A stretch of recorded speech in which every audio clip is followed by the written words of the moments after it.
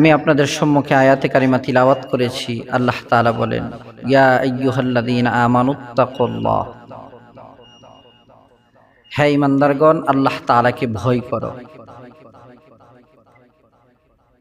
ওয়া কুনু মা'আস সাদিকিন, এবং সত্যবাদীদের সাথী হয়ে যাও। একটা কথা খেয়াল করবেন, মানুষের অন্তরের মধ্যে যদি আল্লাহ তাআলার ভয় থাকে, মানুষের অন্তরের মধ্যে যদি আল্লাহ তাআলার ভয় থাকে, ওই মানুষটা কোনোদিন গুনাহ করতে পারে না, অন্যায় করতে পারে না, অপরাধ করতে পারে না, বান্দার হক নষ্ট করতে পারে না। আমরা ইতিহাসের পাতার দিকে যদি তাকাই, আমিরুল মুমিনিন খলিফাতুল মুসলিমিন হযরত ওমর রাদিয়াল্লাহু তাআলা আনহুর দরবারে একবার কিছু সংখ্যক লোক আসছে, বসছে। যে লোকগুলা হযরত ওমর রাদিয়াল্লাহু তাআলা আনহুর দরবারে বসছে, এই লোকগুলার বাড়ি হচ্ছে হিমস। হিমস শহরের কিছু নাগরিক হযরত রাসূল আকরাম সাল্লাল্লাহু আলাইহি ওয়াসাল্লামের জলিলুল কদর সাহাবী হযরত ওমর রাদিয়াল্লাহু তাআলা আনহুর দরবারে এসে বসছে। হযরত ওমর ডাক দিয়ে বলতেছেন, অতিথি আসছেন আপনারা, মেহমান, আপনাদের জন্য কি করতে পারি? এক কাজ করেন, আপনাদের হিমসের মধ্যে যে গরিব মানুষগুলো আছে, কিছু মানুষের লিস্ট আমার কাছে দেন, আমি আপনাদের জন্য বাইতুল মাল থেকে কিছু বরাদ্দ দেই। আমিরুল মুমিনিন খলিফাতুল মুসলিমিন হযরত ওমর রাদিয়াল্লাহু তাআলা আনহু এই কথা বলার সঙ্গে সঙ্গে তারা একটা লিস্ট লিখলেন। একটা লিস্ট লিখে হযরত ওমর রাদিয়াল্লাহু তাআলা আনহুর কাছে জমা দিলেন। হযরত ওমর রাদিয়াল্লাহু তাআলা আনহু লিস্টটা হাতে নিয়ে হযরত ওমর মাথায় হাত দিলেন। কেন হাত দিলেন? হযরত ওমর রাদিয়াল্লাহু তাআলা আনহু দেখে লিস্টের যেই প্রথম সারিতে, প্রথম লাইনে যার নাম লেখা, তার নাম সাধারণ কোনো মানুষের নাম নয়, হিমসের গভর্নর সাঈদ ইবনে আমর আল জুমাহির নাম লেখা। সাঈদ ইবনে আমর আল জুমাহি কেমন ব্যক্তি? খুব খেয়াল করেন, হযরত ওমর রাদিয়াল্লাহু তাআলা আনহু একদিন বসা আছেন, হযরত ওমরকে ডাক দিয়ে বলতেছেন, ওমর, আল্লাহ তাআলা তো আপনাকে রাষ্ট্রীয় দায়িত্ব দিয়েছেন, এর আমানতদারিতা রক্ষা করেন, ভালো করে রক্ষা করেন। যদি না করতে পারেন তাহলে মনে রাখবেন আল্লাহ তাআলার কাঠগড়ায় আপনাকে আসামির হয়ে দাঁড়াতে হবে। কেমন সাহস!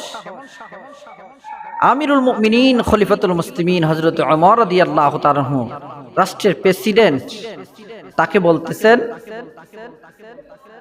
যে রাষ্ট্রের দায়িত্ব তো পাইলেন, ঠিকঠাক মতে রাষ্ট্রের দায়িত্ব আদায় করেন, আর না হয় কাল কিয়ামতের ময়দানে আল্লাহ তাআলার কাঠগড়ায় দাঁড়াতে হবে। বলেন তো দেখি, যে মনের ভিতরে কতটুকু সাহস থাকলে খলিফাতুল মুসলিমিন হযরত ওমর, রাষ্ট্রের প্রেসিডেন্ট, তাকে এই কথা বলতে পারে? আমিরুল মুমিনিন খলিফাতুল মুসলিমিন হযরত ওমর রাদিয়াল্লাহু তাআলা আনহু এই কথা বলার, সেই কথা শোনার সঙ্গে সঙ্গে হযরত ওমরের মাথাটা নিচু হয়ে যায়। হযরত আমর ইবনে জুমাহি সাঈদ হযরত ওমর রাদিয়াল্লাহু তাআলা আনহুকে যখন এই কথা বললেন, এই কথা বলার সঙ্গে সঙ্গে হযরত ওমর রাদিয়াল্লাহু তাআলা আনহু ডাক দিয়ে বলতেছেন, সাঈদ রে, এদিকে আসো।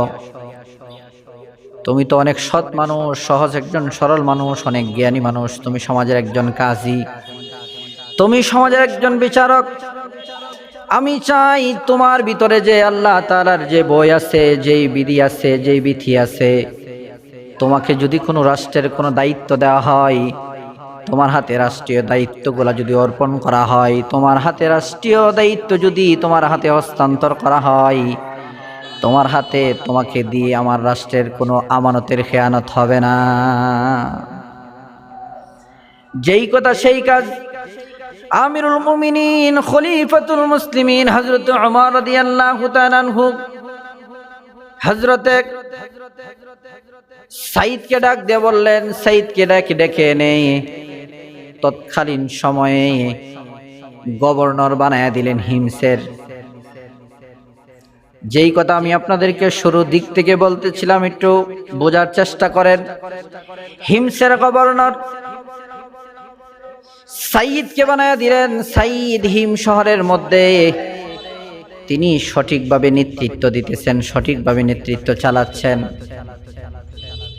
এমন অবস্থায় হযরত ওমর রাদিয়াল্লাহু তাআলা আনহু হিমস গেলেন। যাওয়ার পরে কিছু লোক সাক্ষাতের জন্য তার কাছে আসছে। আসার পরে লোকদেরকে জিজ্ঞাসা করতেছেন, তোমাদের রাষ্ট্র কেমন চলছে, তোমাদের দেশ কেমন চলছে, সাইদ তোমাদের দেশকে কেমন ভাবে চালাচ্ছে। অনেকগুলা লোকের মাঝে সাইদের ব্যাপারে হযরত ওমর রাদিয়াল্লাহু তাআলা আনহুর কাছে নালিশ দেওয়ার জন্য, বিচার দেওয়ার জন্য তাৎক্ষণিকভাবে দুইটা লোক দাঁড়ায় গেলেন। আমিরুল মুমিনিন খলিফাতুল মুসলিমিন হযরত ওমরকে ডাক দিয়ে বলতেছেন, আমিরুল মুমিনিন হযরত ওমর, আপনি ভালো করে শুনেন, সাইদের বিরুদ্ধে চারটা অভিযোগ আছে সাইদের বিরুদ্ধে। হযরত ওমর রাদিয়াল্লাহু তাআলা আনহু মনে মনে ভাবতেছেন, আমার জানা মতে সাইদের মতো এত পৌত পবিত্র লোক আমার জানা মতে তো আর নাই। সেই বাছাই করে তো আমি সাইদকে গভর্নর বানাইলাম, হিমসের গভর্নর বানিয়েছি। ভাইরা আমার, খেয়াল করে একটু বোঝার চেষ্টা করেন, একটু শোনার চেষ্টা করেন। যেই কথাটা আমি আপনাদেরকে বোঝানোর জন্য চেষ্টা করতেছি, আল্লাহ তাআলার ভয় যদি কোনো বান্দার অন্তরের মধ্যে থাকে, ওই মানুষটা কিভাবে পরিবর্তন হয়, মানুষটা কেমন আমানতদারি হয়। যেই মানুষটার ভিতরে মুসলমান আল্লাহ তাআলার ভয় থাকবে, ওই মানুষটা কোনোদিন বাংলার টাকা চুরি করে, ওই মানুষটা কোনোদিন বেগম পাড়ায় বাড়ি করতে পারবে না। ঠিক কিনা? খুব খেয়াল করেন, খুব খেয়াল করেন। আমিরুল মুমিনিন খলিফাতুল মুসলিমিন হযরত ওমর রাদিয়াল্লাহু তাআলা আনহু যখন এই কথা শুনতে পারলেন যে হিমসের গভর্নর সাইদ ইবনে আমের আল জুমাহির নামে বিচার, পাশ থেকে একজন মুরব্বি দাঁড়ায় বললেন, কি বলেন তো, বিচার কি? ডাক দিয়ে বলতেছেন, আমিরুল মুমিনিন খলিফাতুল মুসলিমিন, আপনি যাকে খলিফা বানিয়ে দিয়েছেন, খলিফা তো প্রতিদিন ডিউটি করে ঠিক, কিন্তু একদিন খলিফাতুল মুসলিমিন এই সাইদ ইবনে আমের আল জুমাহি একদিন অফিসে আসে না। এটার জবাব চাই আপনার কাছে। খুব খেয়াল করেন, খুব খেয়াল করেন। হযরত ওমর রাদিয়াল্লাহু তাআলা সাইদকে ডাক দিয়ে বললেন, এই সাইদ শোনো, কেন তুমি একদিন, মাসের মধ্যে একদিন কেন তুমি অফিসে আসো না? জবাব চাই। সাইদ ডাক দিয়ে বলতেছেন, আমিরুল মুমিনিন খলিফাতুল মুসলিমিন, তাহলে এটার জবাব আমার কাছে আছে, আপনি কি শুনতে চান? বলে, হ্যাঁ আমি শুনতে চাই। তাহলে শুনেন। খলিফাতুল মুসলিমিন হযরত ওমর রাদিয়াল্লাহু তাআলা সামনে দাঁড়ায়া সাইদ ডাক দিয়ে বলতেছেন, ওগো খলিফাতুল মুসলিমিন, আপনি একটু লক্ষ্য করেন, আমার শরীরের মধ্যে যে দুইটা জামা আছে, একটা উপরে পরে আসছি আর একটা নিচে পরে আসছি, আল্লাহকে সাক্ষী রেখে বলতেছি, দুইটা জামা ছাড়া আমার কাছে আমার পরনের মতো আর কোনো জামা আমার কাছে নাই। আমি এই জন্য আমি 7 মাসের মধ্যে একদিন অফিসে আসতে পারি নাই। কেউ কেউ বলে সপ্তাহ, কেউ কেউ বলেন মাস, অফিসে আসতে পারি নাই। আমিরুল মুমিনিন খলিফাতুল মুসলিমিন হযরত ওমর রাদিয়াল্লাহু তাআলা আনহু সাঈদকে ডাক দিয়ে বলতেছেন, সাঈদ, এই কথা তো তোমাকে জিজ্ঞাসা করি নাই, জামার কথা তো তোমাকে জিজ্ঞাসা করি নাই। জিজ্ঞাসা করেছি কেন তুমি মসজিদে আসতে, কেন তুমি অফিসে আসতে পারো না, এই কথার জবাব না তুমি দিবা। এবার সাঈদ ডাক দিয়ে বলতেছেন, আমিরুল মুমিনিন খলিফাতুল মুসলিমিন হযরত ওমর রাদিয়াল্লাহু তাআলা আনহু, তাহলে আপনি ভালো করে শোনেন, আমি জামার বর্ণনা এই জন্য দিলাম, এক মাস যখন আমি এই কাপড় পরে মসজিদের মধ্যে জানাই, অফিস আদালতের মধ্যে ডিউটি করি, অফিস আদালতের মধ্যে যখন ডিউটি করি, এক মাস যখন আমি এই কাপড়টা পরিধান করি, কাপড়টার মধ্যে ময়লা হয়ে যায়, দুর্গন্ধ হয়ে যায়, মানুষ আমার কাছে যারা আসে তাদের কাছেও খারাপ লাগে, আমার নিজের কাছেও খারাপ লাগে, পড়তে পড়তে কাপড়টা গন্ধ হয়ে যায়। এক মাস, এই জন্য এক মাসের মধ্যে এই জন্য একদিন অফিসে আসি না। যেই দিন আমি অফিসে আসি না সেই দিন আমার দুইটা জামা ধুয়ে দেই, উপরেরটা ধুয়ে দেই, উপরেরটা ধুয়ে দিলে শুকায় গেলে নিচে পরি, তারপরে নিচেরটা ধুয়ে দেই, তারপরে শুকায় গেলে উপরে পরি। অফিসে যা আসি না, বিষয়টা এমন না, বিষয়টা এমন না, আমি আসি ওই তো এই বেচারা আমাকে এসে পায় না, আসি একটু দেরিতে আসি। কি বুঝলে? হযরত ওমর রাদিয়াল্লাহু তাআলা আনহু বলতেছে, এই নিয়ে অভিযোগ, এই নিয়ে তোমার অভিযোগ। বলে, ইয়া রাসূল, আল্লাহ রাসূল সাল্লাল্লাহু আলাইহি ওয়াসাল্লামের সাহাবী হযরত ওমর খলিফাতুল মুসলিমিন, জি এটাই হচ্ছে আমার অভিযোগ। হযরত ওমর রাদিয়াল্লাহু তাআলা আনহু এই কথাটা শোনার সঙ্গে সঙ্গে হযরত ওমর রাদিয়াল্লাহু তাআলা আনন্দে কেঁদে ফেললেন। এই নিয়ে তোমার অভিযোগ? হিমসের গভর্নর সাধারণ কথা নয়, বাণিজ্যিক এলাকা। আমিরুল মুমিনিন খলিফাতুল মুসলিমিন হযরত ওমর রাদিয়াল্লাহু তাআলা আনহু যেমন তেমন একটা লোককে হিমসের গভর্নর বানায় পাঠান নাই। আজকে আমাদের দেশের যে প্রেসিডেন্ট, আমাদের দেশের রাষ্ট্রীয় ক্ষমতায় যারা আছে তাদের অবস্থা কি? চিন্তা করে তাদের অবস্থা আজকে কি?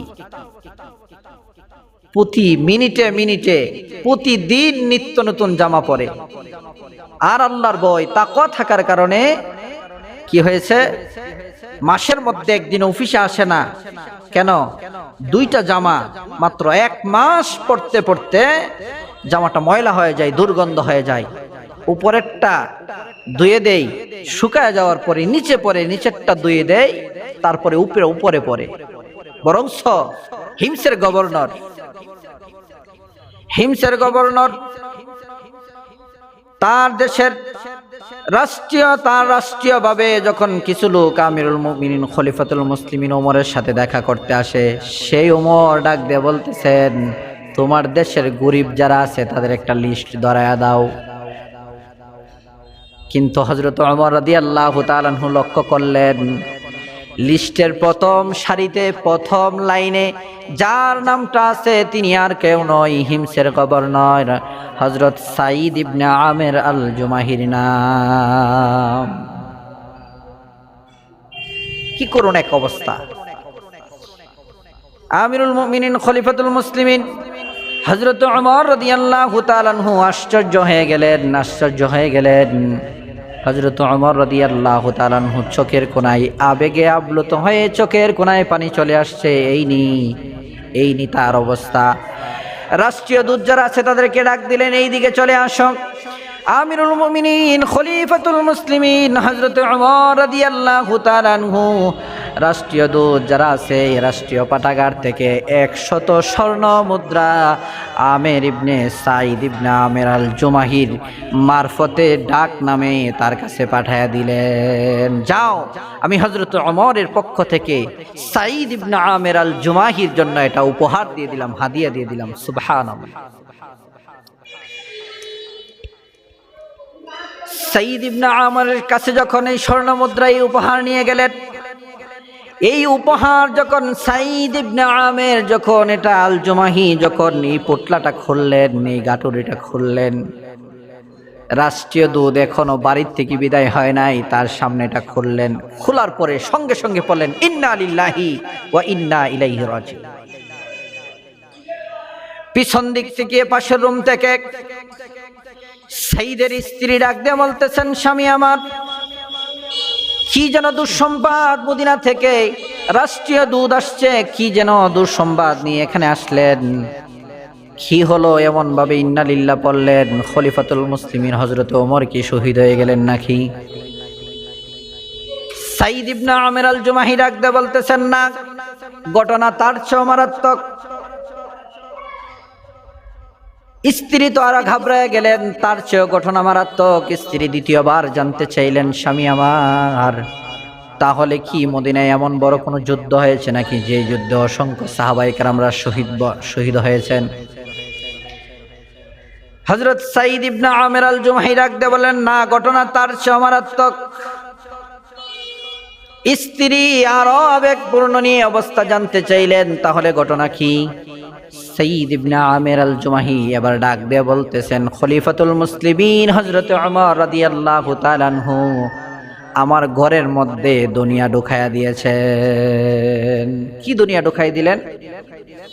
সাইদ ইবনে আমের আল জুমাহি ডাক দিয়ে বলতেছেন, স্ত্রী আমার, তাহলে ভালো করে শুনে রাখো, আমার এই গরিবী হালত, আমার যে অবস্থা, এই অবস্থা যখন খলিফাতুল মুসলিমিন হযরত ওমর রাদিয়াল্লাহু তাআলা আনহু জানতে পারলেন, জানার সঙ্গে সঙ্গে রাষ্ট্রীয় কারাগার থেকে 100 স্বর্ণ মুদ্রা আমার জন্য তিনি আমার কাছে, আমার ঘরে হাদিয়া পাঠিয়েছেন।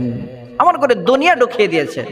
আমার আখিরাতকে বরবাদ করতে চাই, দুনিয়া আমার ঘরে ঢুকায় দিতে চাই।